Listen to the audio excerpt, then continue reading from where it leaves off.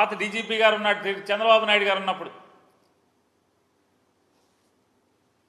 ఈ red book వాళ్ళ చేతిలో పట్టుకుని దాని ఫోటోస్టాట్లు తీసి రెడ్ బుక్ జిరాక్స్ కాపీలు తీసి ఆ పాత డీజీపీ పాత ఐజీ ఇద్దరు కలిసి ఆ పుస్తకంలో రెడ్ బుక్లో రోజు బట్టి పడుతూ సాయంత్రానికి ఆ రెడ్ బుక్ రాసిన అతనికి ఏమో పాఠాలు అప్పచెప్పి ఇవాళ సరే ఈ చాప్టర్ బాగానే అప్పచెప్పారు, మీరు ఈ పేజీ బాగానే అప్పచెప్పారు, రేపు చదువుకురండి అంటే మళ్ళీ హోంవర్క్ ఇస్తే హోంవర్క్ రాసుకుని మళ్ళీ చదువుకు వస్తారు.